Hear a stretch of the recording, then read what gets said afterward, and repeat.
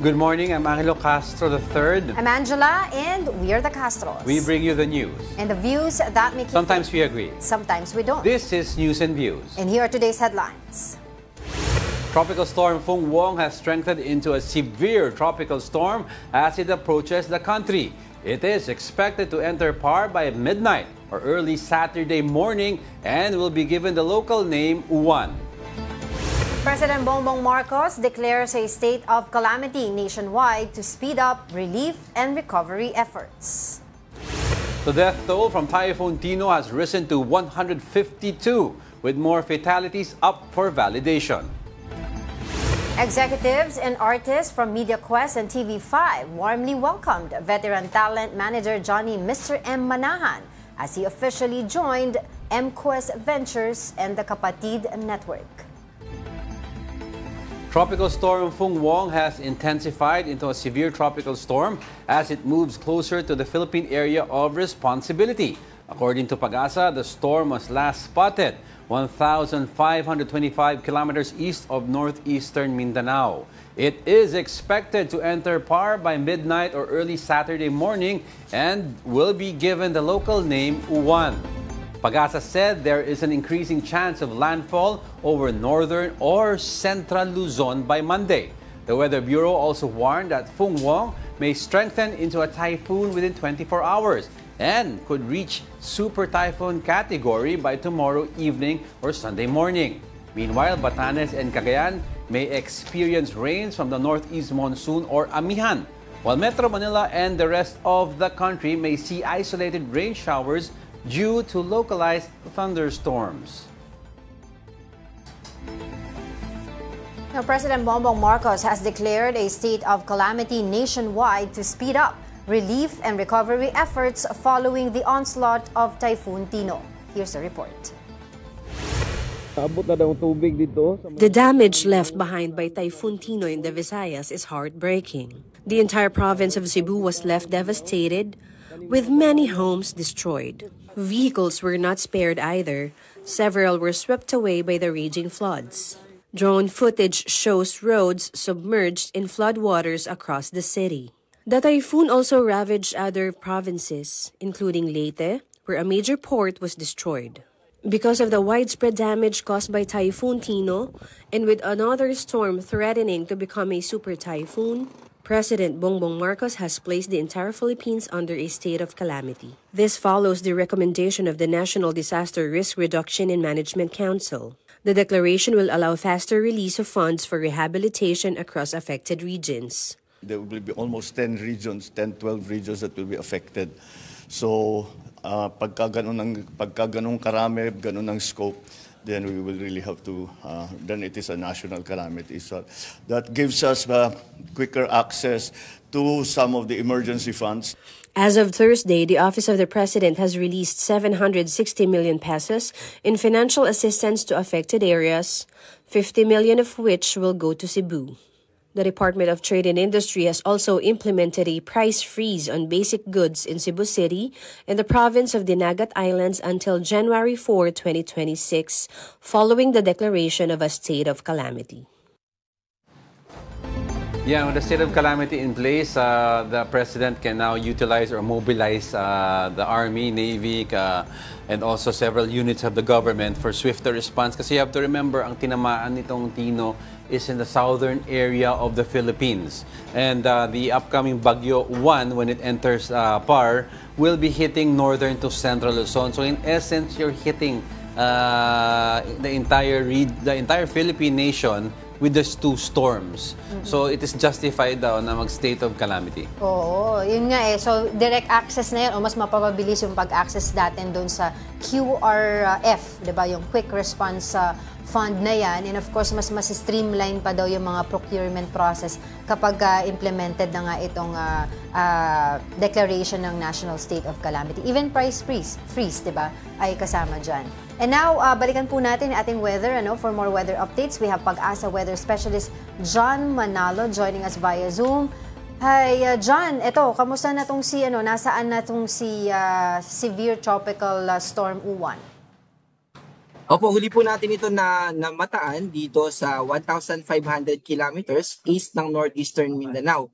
At papalapit pa po ito. At this moment ay mas umiksi pa yung distansya niya at nakita din natin na yung pagpasok niya ng Philippine Area of Responsibility ay bukas na ng madaling araw. Magpapatuloy pa rin naman yung pag-intensify nito at aabot ito ng typhoon category bago pumasok ng PAR. Pag nasa loob na ito ng PAR, itong magiging si Bagyong Uwan ay mas lalakas pa into super typhoon bago ito mag-landfall. Yung landfall point na ating base sa ating advisory ay nananatiling dito sa pagitan ng Isabela at Aurora. Pero dun sa iba pang atmospheric systems na pwedeng nawala. Ako si John. John? John? John, are you still there? Oh, nawala. Yeah, ulit. he was talking about yung...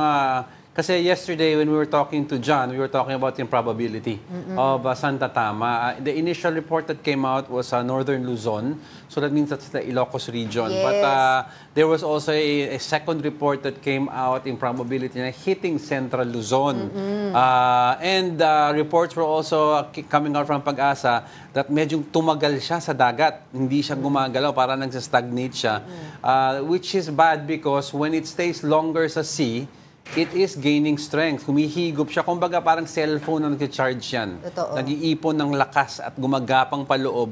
Pagpasok niya ng landfall, mag-landfall siya, ayan, super typhoon. Kaya nga daw maganda rin pag-usapan dito, hindi lang yung, kasi alam naman natin ang tutumbukin nitong lugar is yung bandang Aurora, Tuguegarao at Cagayan area. Pero magandang makita rin daw yung rain band nitong bagyo na to. Yun ang dapat matutukan din kasi malawak talaga. Nakita naman natin sa monitor natin ngayon na malaki-laki talaga yung lawak nitong severe tropical storm na to na Uwan.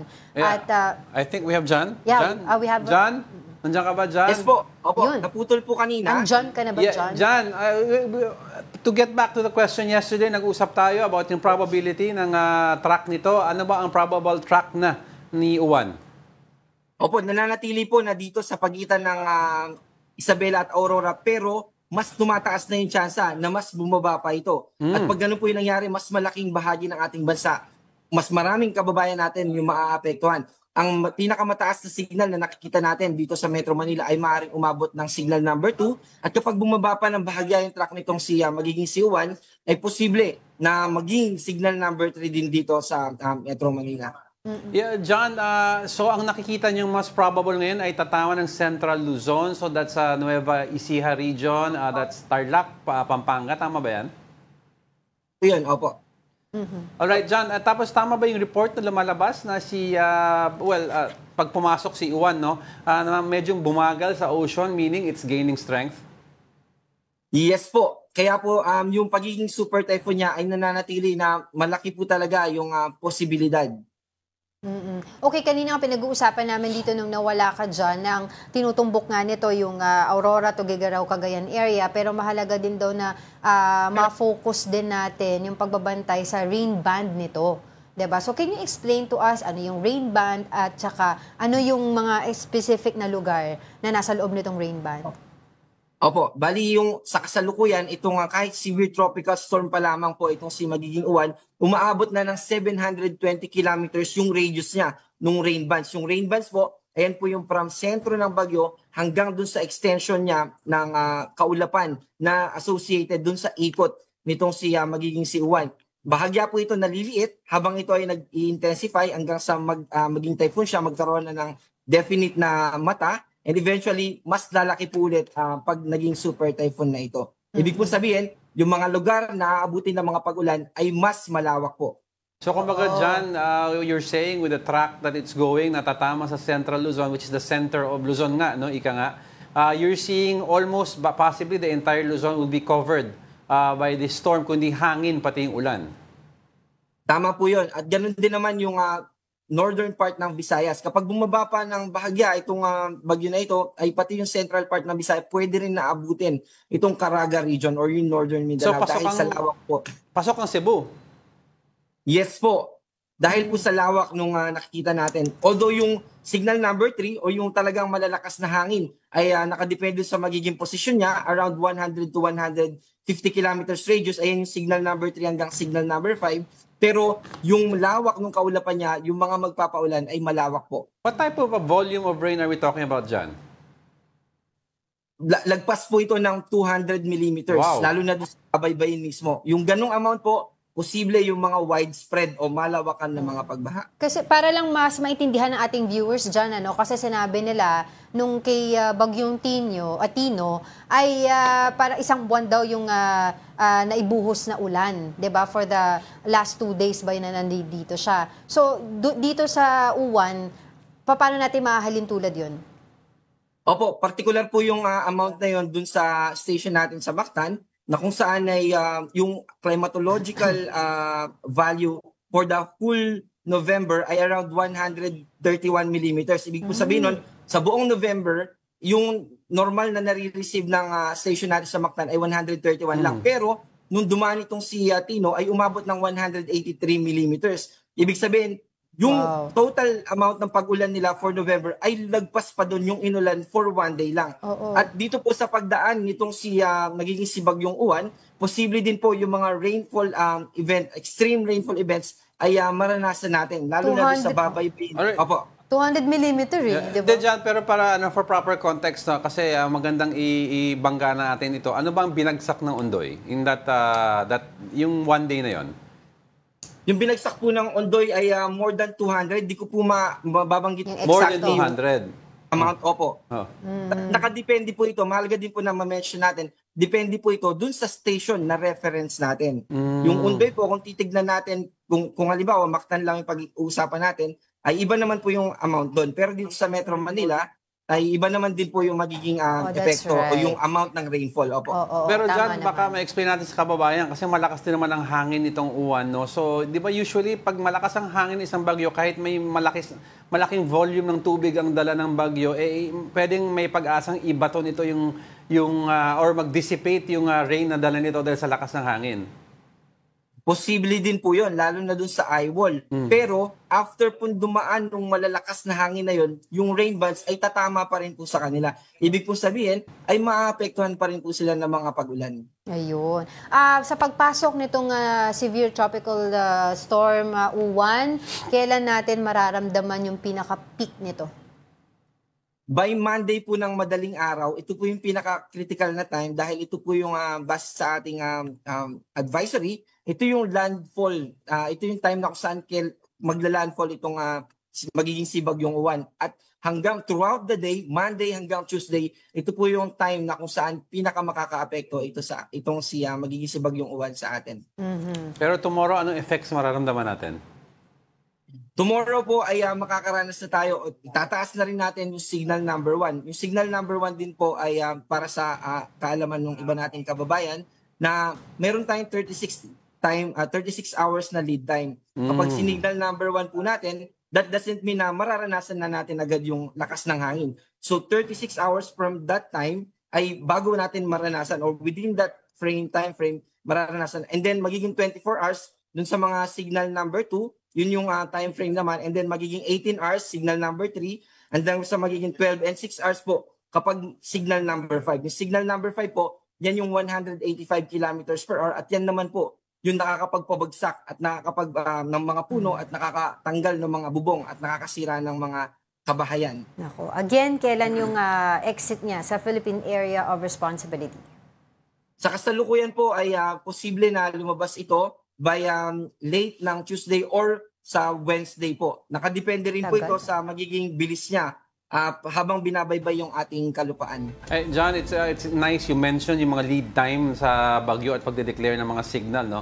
Malaking tulong ito sa mga kababayan natin. So, ang critical na titignan natin dito is Sunday. Titignan natin kung ano yung signal number na i-declare nyo sa area. So, malamang pag Sunday night kayo nag-declare ng isang signal, sa Monday morning yan na magiging signal na mararanasan. Tama ba? Tama po yan, opo. Alright, kasi madami nag-aabang about, of course, here we are again sa usapin ng declaration ng school. Diba? Wait lang, may pahabol ata si Sir John. John, go ahead.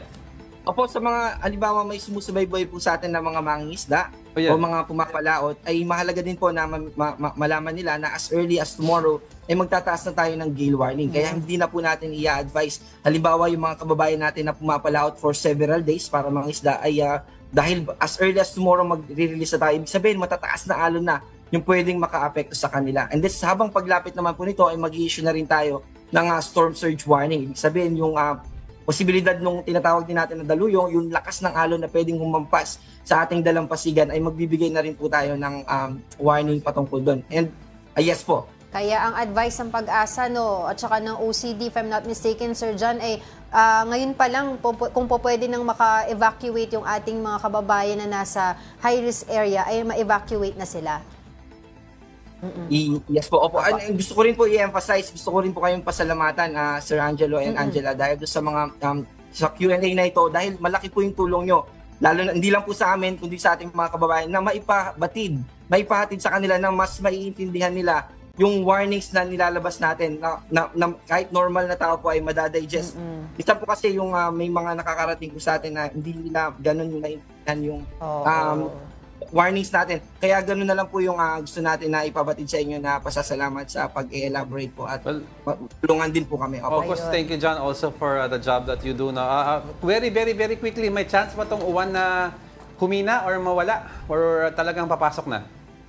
May posibilidad din po ito na bahagyang humina, lalo na pag nagkaroon ng interaction sa ating kalupaan, at posible din na yung dry air na kasama nitong cool at saka yung malamig na hangin na galing dito sa amihan ay pag pumapasok po sa bagyo, pero nakikita natin na hindi ganun kalakas yung magiging paghina na dadalhin nito. Pero still, looking to the positive side, hopefully, mas humina pa po siya. Ayun. Okay, sige. Yeah, thank you for that, Pag-asa Weather Specialist John Manalo, for the updates.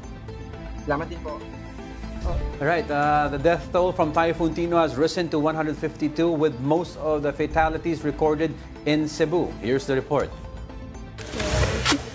Armed with shovels and pickaxes, rescuers continued their manual search operation in Sitio Tagoon, Cebu City, where a landslide struck at the height of Typhoon Tino.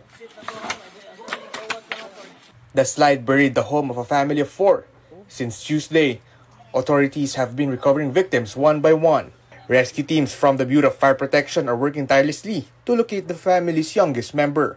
According to the operations chief, the parents were found in the living room while their eldest child was discovered near the doorway. The challenge, rescuers say, is the area's steep and unstable terrain, making it impossible for heavy equipment to reach the site.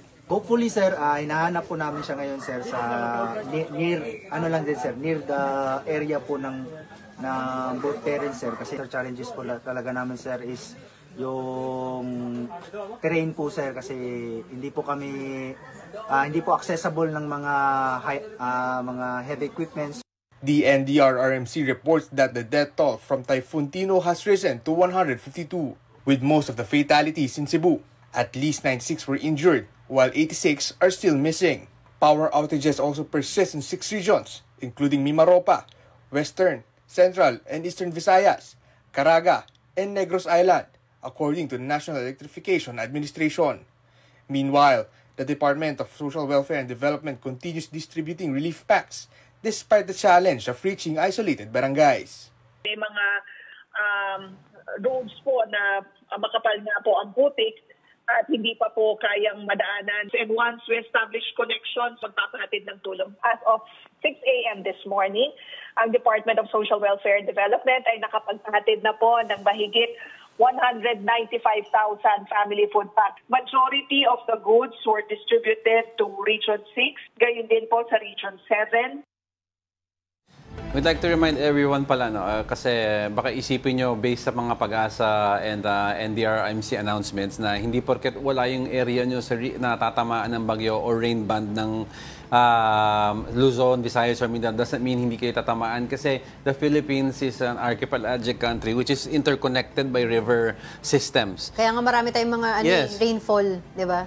Landfall, sorry. Kasi ang ulan sa northern area, which were the Sierra Madre area, di ba, pag nag-ipon ng ulan dyan, pwede mag-drop all the way into a river system that will affect Marikina, Pasig River. So wherever you are, talagang may epekto sa atin yan. So kung makikita mo lang din yung system ng monitor ng yung weather system monitor natin kanina, nakita mo talaga yung lapad nung lawak nung bagyo, yung pag-ikot niya doon sa iba't ibang lugar. But ito nga, pag-usapan natin itong Typhoon Tino na tumama sa atin nga nitong last couple of days, most especially doon sa Cebu. 152 na yung naitalang mga casualty doon. And of course, we'll see na dito kasi nagkakaroon ng mahirap din na pagbangon. Kasi until now, although wala na yung bagyo, may mga konting pag-ulan pa rin. Nakita naman natin doon sa report natin yung kalaban nila doon, yung putik eh. Kaya there are other areas na hindi pa madaan na mabigyan ng tulong. And there are also other areas, o marami pang areas doon sa bandang Kabisayaan ang walang potable water at saka kuryente. Kaya ngayon, parang ang NGCP, double time na nila para mabigyan ng kuryente yung ating mga kababayan. Pero God forbid of course ayaw natin ng casualty, but yung casualties could increase ang sinasabi nila because putik nga ang tumama doon. And when the soil dissipates at pag nalinis ang soil, pwedeng makakita tayo ng mga taong nawawala, di ba, na hindi pa nakikita. We hope hindi na. Because ayaw naman natin ng ganyan, but we're just saying still be careful because we still have another strong one coming in. So let's all be vigilant over this weekend. All right, we'll be back with more stories after the break. Keep it here on One News.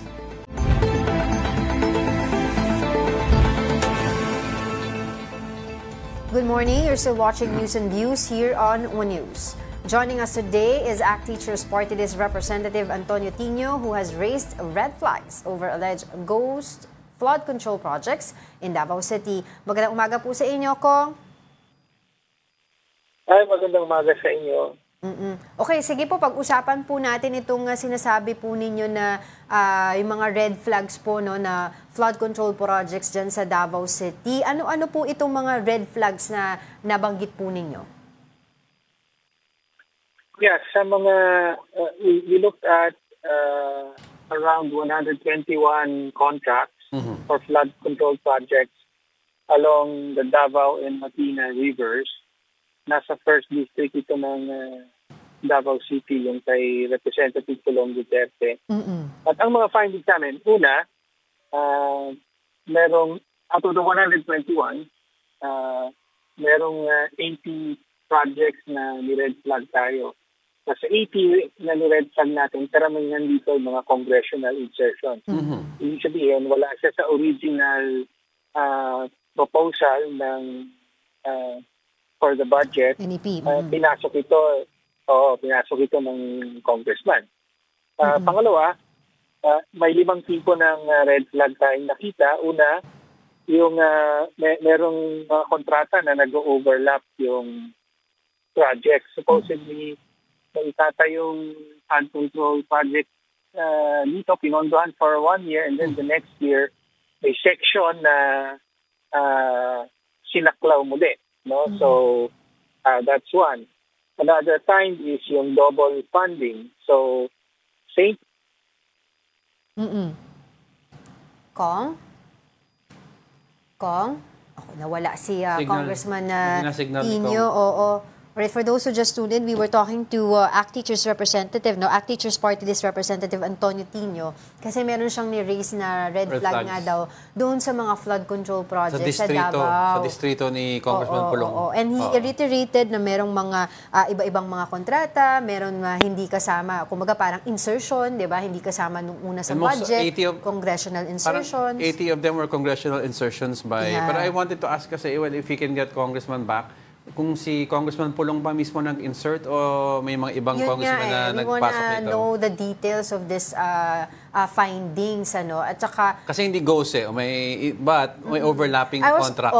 And then I'm also planning to ask him, kasi kahapon nga may nakita tayong report din na meron ding isang area sa Davao na meron naman siyang flood control project, pero after 8 months of construction, sira na.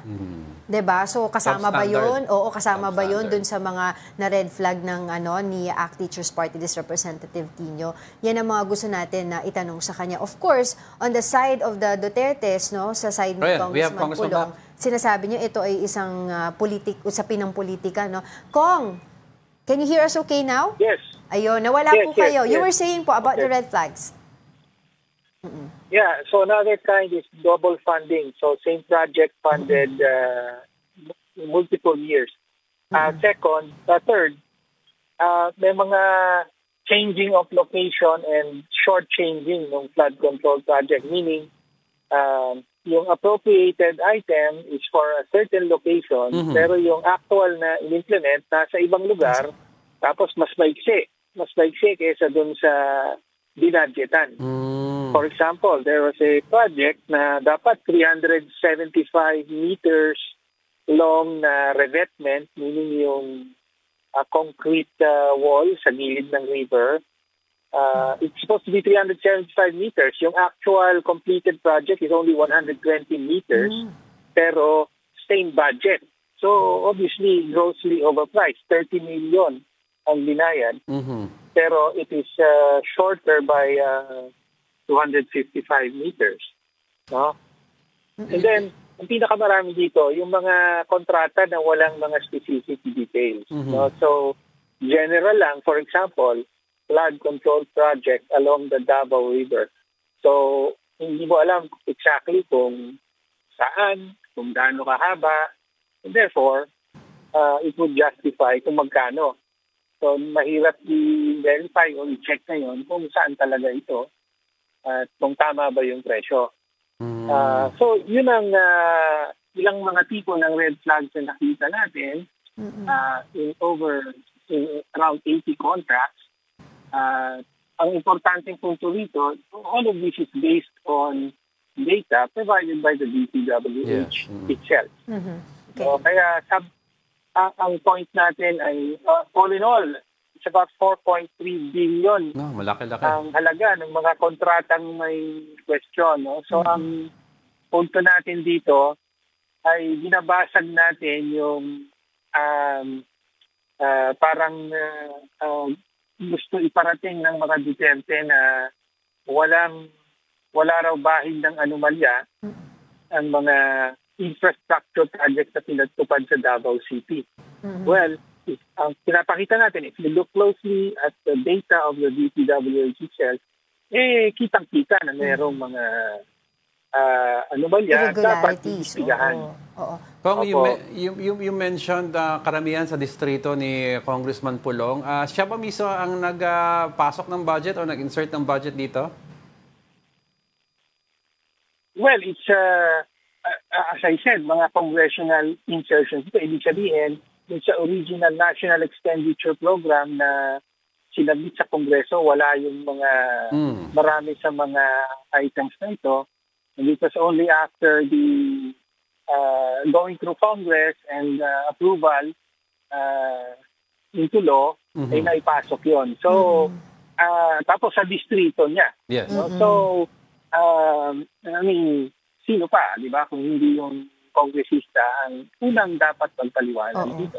Dito po sa mga irregularities na nakita po ninyo, lahat po ba itong nabanggit nyo ay within the district lang po ni Congressman Pulong Duterte o meron din pa pong ibang mga distrito sa Davao?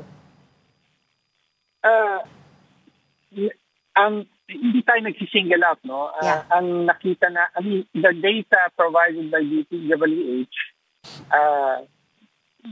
kapansin-pansin talaga o nag-jump out talaga na sa distrito na ito yung mga discrepancies.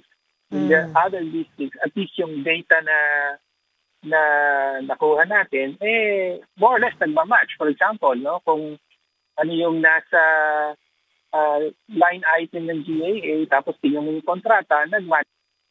Okay, so yun yung...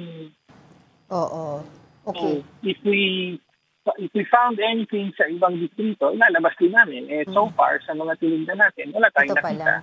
Kung I'd like to ask you about yung double funding, no? Kasi madami na naglalabasan issues online. Siyempre, we don't want to release any information that's not verified. But coming from you po, sino po may-ari nitong mga corporation na involved sa double funding sa singular project? Okay. Specifically dun sa, let's see, meron tayong, actually, binanggit natin yung contractors, no? Bubuksan ko lang yung file. So, go ahead. For the, okay, so the double funding, 2 degrees construction and supply, and then the second one was to Dry Rich Builders. Doon naman sa nag-overlap, we're talking about a contract given to AKN Construction Corporation. This is for 49 million. And the second one, Torelli Construction, 86 million. Okay. Ganun po. Karamihan kasi kung pag double funding, usually may justification kasi kung may failure yung previous contractor. In this case, meron ba nagbigay ng justification for the second funding? Nakalagay lang sa website ng DPWH, which is one of our primary sources, completed yung both projects. Okay. No? Okay. So, presumably, it was turned over and accepted by the DPWH in both cases. Kung I was wondering po, no, kung kayo po ba ay physically natignan nyo na po, nabisita nyo na po itong ilan sa mga flood control projects na sa tingin nyo po ay may irregularidad? Base po sa inyong investigasyon? Hindi po. No, ang masang pinagbatayan natin ay yung mga dokumentong sinabmit ng or nanggaling sa DPWH at which included, actually, parang accomplishment report yung binigay sa atin. May mga pictures na provided by DPWH, tapos merong topographic map na kung saan nakalatag yung mga kontrata. No?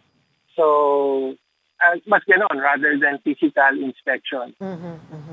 Kung hindi ko lang po kasi kabisado, pero ito pong mga contractors na nabanggit nyo po kanina lamang, sila po ba ay kasama rin dun sa 15 contractors na na-flag po noon ni Pangulong Bongbong Marcos, sa mga top contractors natin dito sa ating gobyerno? Not those I specifically mentioned, pero sa ibang kontrata na na-flag natin, meron. No? For example, yung Legacy. Yes. One of the biggest kasama sa top 15 na nabanggit. Tapos, other contractors of note here are yung, ano nga ba ito? Sorry. There's Legacy, there's Alfredo Builders, which is related, kamag-anak daw to ni Senator Bongo. Yes, oo. Merong Genesis 88, which is one of the biggest contractors in Davao, na ang may-ari ay isa sa mga campaign donors ni Vice President Sara Duterte in 2022. So most of these projects that you're mentioning, Kong, parang lahat may one time or another may link sa mga Dutertes. At least yung ilan sa mga nabanggit natin. By the way, kasama rin pala, meron ding St. Timothy, which is Vizcaya. No? So, in partnership, parang gano'n St. Timothy in partnership with a local contractor. So, ayun, some of the contractors. Another one is Abu Construction, ABU. Kung gusto niyo po maimbestigahan ito ng COA, ng Ombudsman, at may hiling din po kayo na maimbestigahan ito sa Congress, tama po ba? Tama po. So, we intend to file a resolution. Hopefully, ma-imbestigahan ito sa Kongreso. Tapos, nanawagan din tayo sa halimbawa sa COA, sa Ombudsman, sa ICI, everyone that has a mandate to investigate, to look into these contracts. We will, of course, share all of our findings with all of them. Oo. Pero, Kong, kasi nakausap niyo na po ba si Congressman Terry Redondo? Kasi if I'm not mistaken, siya po ang head ng Infracom, di ba, yung mga nag-iimbestiga dito? Payag naman po siya. Yes, kausap kami ni Congressman Ridon. So, right now, ang alam ko, yung Infracom hearings are on hold, pero pwede namang madinig ito sa Public Accounts Committee, which Congressman Ridon chairs, or also the Public Works Committee chaired by Congressman Mobo. So, tignan natin kung saan mare-refer yung investigation. Right. Yun nga po kasi kung parang ang gusto ko itanong dito, how confident are you or hopeful na matutuloy itong congressional hearing na tungkol dito? Because even the House Speaker himself, siya po ang nagpatigil ng ng investigasyon nito Para lang daw ICI na lang mag-imbestiga. Yes.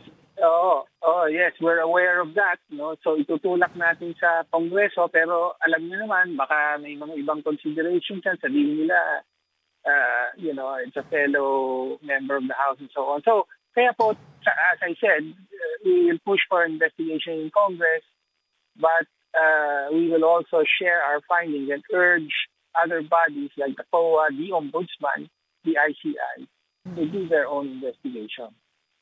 Alright, sige po. We will continue to get in touch with you regarding this issue at kung meron pa po kayo ibang mga gusto pa pong isiwalat na mga nakikita nyo pong irregularities tungkol po dun sa mga flood control projects, our line is always open po for you. Maraming salamat po sa inyong oras, sa ACT Teachers Party List Representative Antonio Tino. Maraming salamat. Po.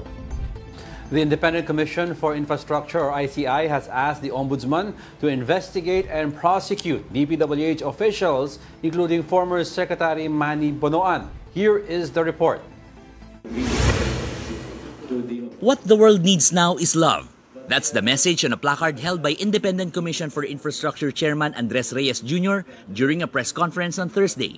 Reyes' call comes amid an ongoing investigation into billion-peso anomalies in flood control projects.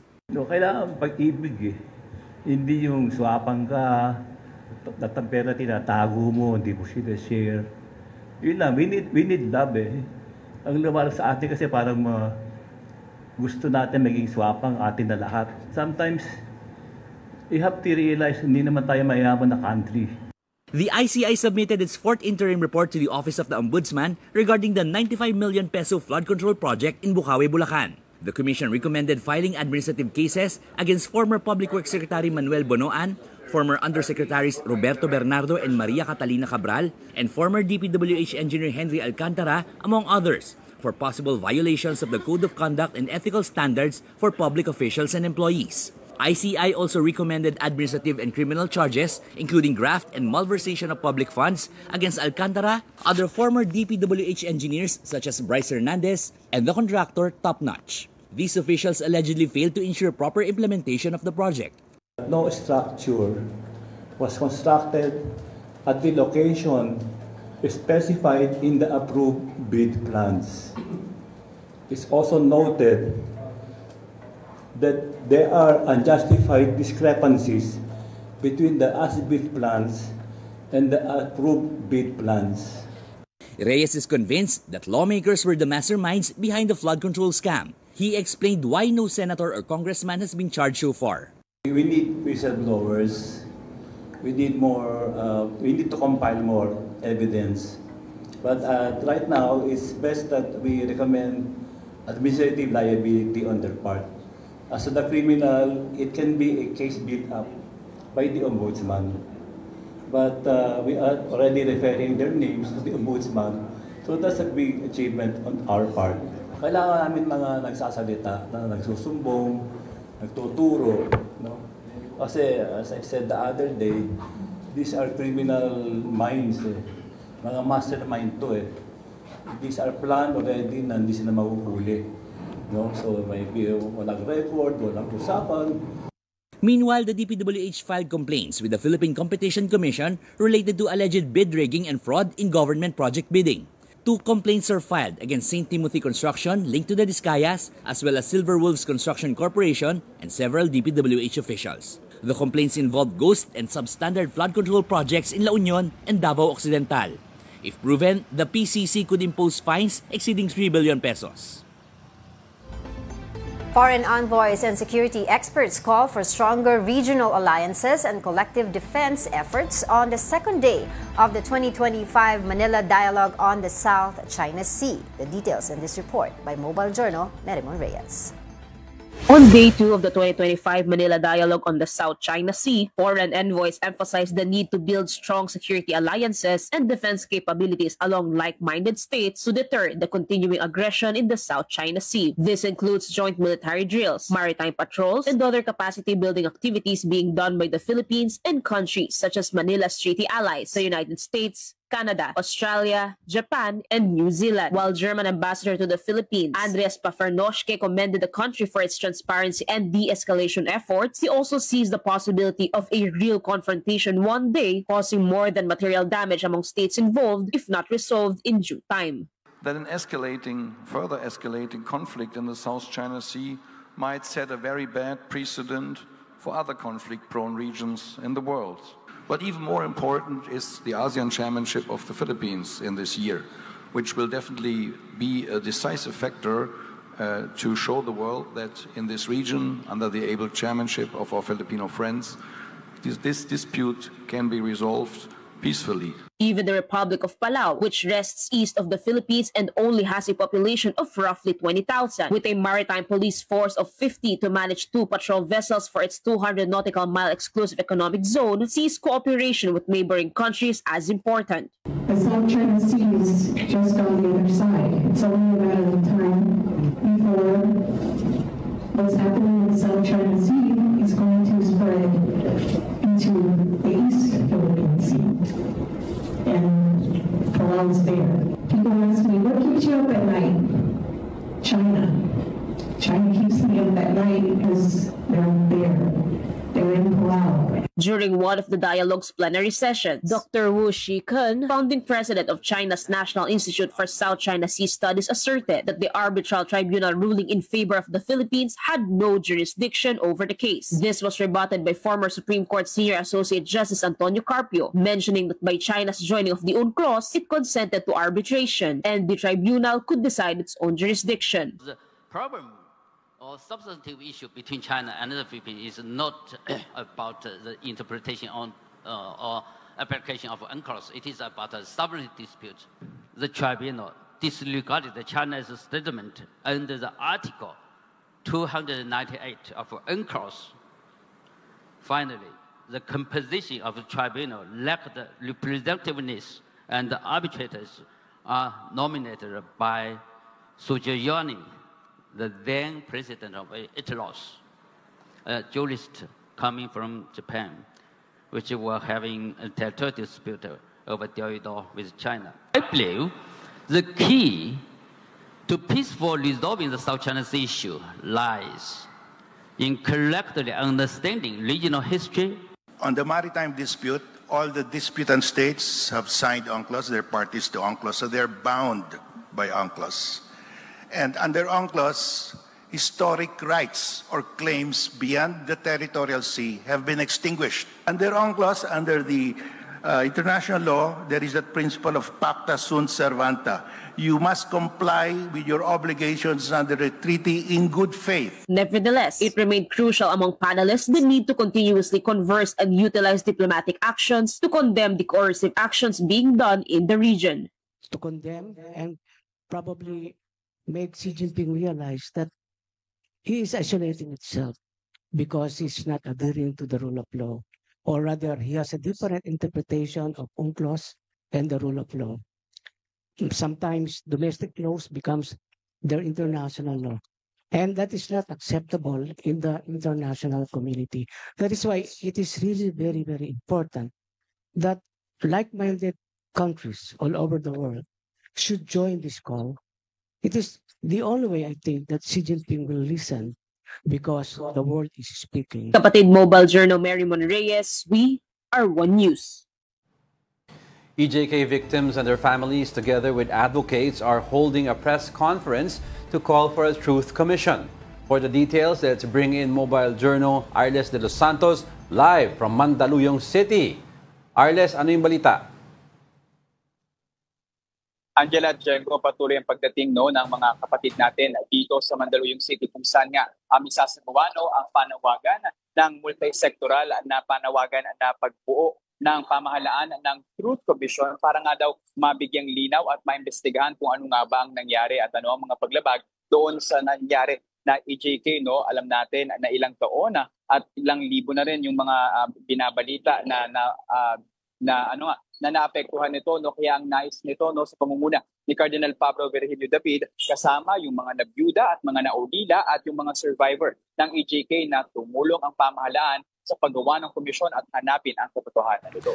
Arles, itong Truth Commission is similar to the ICI ba ang gusto nila? Ayaw ba nila hintayin muna ano yung resulta ng magiging kaso ni former President Duterte? Diego, sa ating pagkakaintindi, parang katulad ito ng Independent Commission for Infrastructure. Siguro ito ay para mas mapabilis na masilip yung mga kaso nang sa gayon yung mga ebidensya na ipapasa sa mga hukuman ay mas maging credible na rin at mas maging mabilis ang aksyon ng mga ito. Kasi ilang taon na rin daw mula nung nangyari itong EJK pero magpasa hanggang ngayon parang mabagal daw ang hustisya doon sa mga naging biktima at mga naulilang pamilya nito. Okay. Dito sa kanilang panawagan, sino ba yung mga kasama nila na sumusuporta sa kanilang panawagan?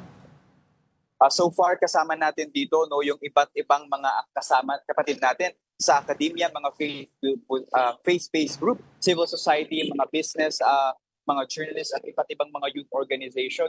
At iisa raw ang kanilang panawagan, ang katotohanan at malaman at mapanagot patungkol dito sa EJK.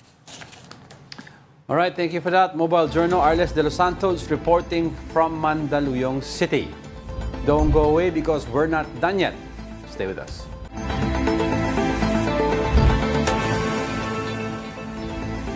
Welcome back. You're still watching News and Views here on One News. Joining us today is Menchi Silvestre, Executive Director of Alagang Kapatid Foundation. Ma'am, thank you for joining us. Good to see you po. Isang araw na punong-puno ng pag-asa, Diego and Angela. Yes, that's what we need, Ma'am Menchi. Ang araw ng puno ng pag-asa. We're still reeling from the effects of Typhoon Tino, and now we're expecting Typhoon Uwan. So how are we preparing for this? Yes, as usual, tayo ay magiging mas malakas ang magiging tulong natin kung kami ay nagsasama-sama ng MVP na foundations, ang iba't ibang foundations ng MVP group. Pero as far as Alagang Kapatid is concerned, our team is already on ground, Diego and Angela, at tayo po ay unti-unti na nating iniipon itong ating mga relief goods, itong ating mga serbisyo na nakahanda tayong ibigay sa mga komunidad. Of course, scanning muna ng lugar dahil talagang napakalawak ng gaya ng nakikita natin sa video, napakalawak ng devastation. So ang Alagang Kapatid, isa na nag-fly in na, and we are also again tayo ay magro-roro, tayo ay magpapadala ng truckloads of relief goods to Cebu. Ang Cebu Pacific, nagpapasalamat po kami, ay nagsabi na rin that they will fly some of our goods to Cebu City directly. So in the next couple of days, asahan na po ninyo na magsisimula na ang pamamahagi ng tulong, gayon din ang mga serbisyo ng libreng charging, libreng tawag, pati hopeful. Ma'am, yung signal niyo po, ma'am.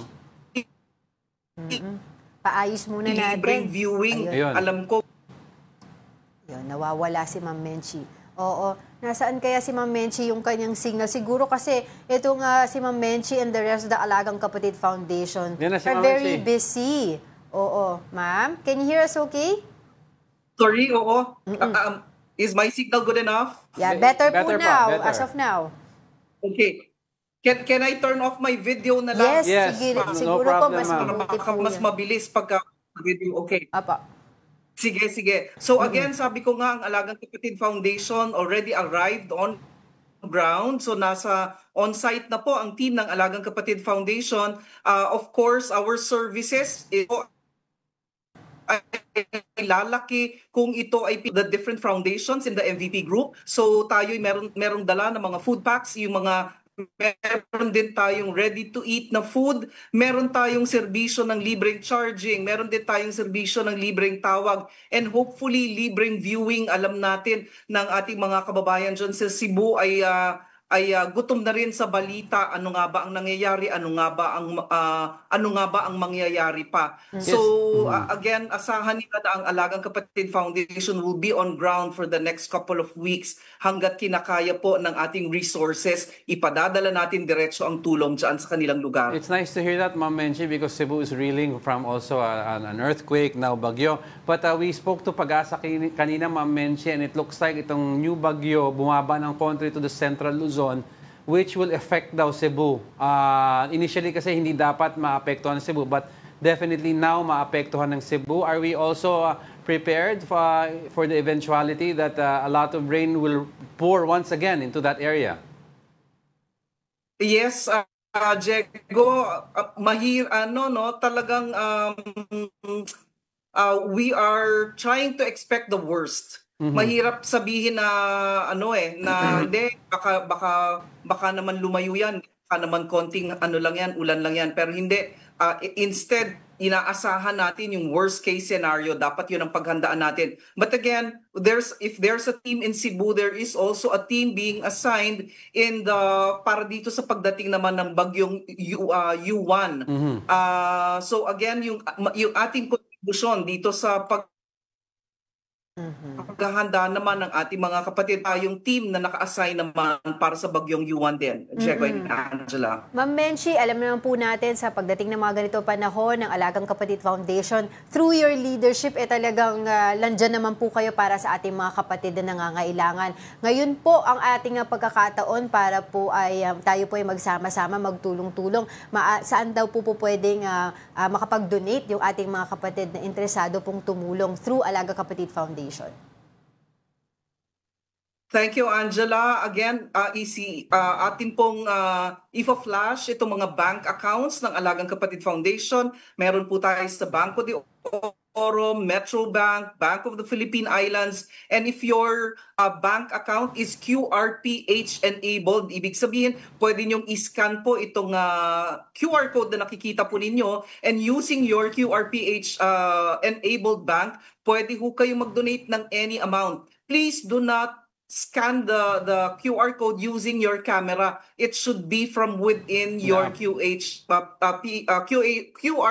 enabled bank account. Kasi kung hindi, pupunta lang po kayo doon sa website ng Maya. So again, pero pwede rin po kayong magbigay ng in-kind donations, mga kapatid. Andyan ang ating listahan din ng mga pagkain, sleeping materials, hygiene kits that you want, maybe as a family or as a company or kayong magkakaibigan, gusto nyong maghanda ng mga hygiene kits, andyan din po, or sleeping kits, nandyan din po.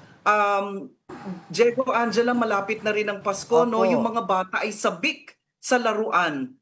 This is also a chance for you. Maybe you want to donate coloring books for the kids. Kailangan ng kanilang mental health yan ngayon. Mga laruan para sa mga bata, educational toys sa mga bata. Welcome na welcome po yan. You can drop it off at TV5 Broadcast Center sa 762 Quirino Highway, Novaliches, Quezon City. Kundi naman, dyan sa inyong bahay, sa Reliance, sa corner Sheridan Street, Mandaluyong City. So again, whether it's cash or in-kind, any amount po ay amin pong tatanggapin at titiyakin po namin sa iyo, tinitiyak po namin sa inyo na ito po ay makakarating sa ating mga kapatid. Indeed. And our heartfelt gratitude po for all the things that you do. Maraming salamat po and keep safe po as you embark your journey doon po sa mga lugar na kailangan po ang inyong tulong ng The Whole Alagang Kapatid Foundation. Maraming salamat po sa inyong oras. Menchie Silvestre, Executive Director of Alagang Kapatid Foundation.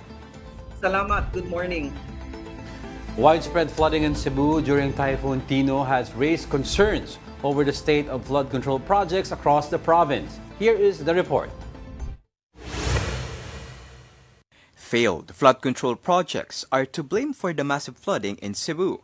That's the conclusion of both Governor Pam Baricuatro and Public Works Secretary Vince Dizon. Drone footage from News 5 shows parts of the river wall in Barangay Mohon, Talisay have collapsed. Another flood control structure along Kotkot River also gave way, worsening inundation in nearby communities during Typhoon Tino. While the DPWH is currently focused on relief and recovery efforts, Secretary Dizon vowed to launch a full investigation into the projects. Poorly planned, poorly executed, and we don't know kung may kagakuhan din dito. So that will be up to the ICI investigators to find out. Pero definitely, kailangan may mga mananagot dito. Guides were lost here. Hindi to basta bahay lang. In an interview with The Big Story, former Cebu Governor Gwendolyn Garcia said the flooding could have been mitigated had the desilting of the Mananga River have been completed. She explained that the project was meant to remove silt buildup and improve water flow. That 26 billion are not provincial funds.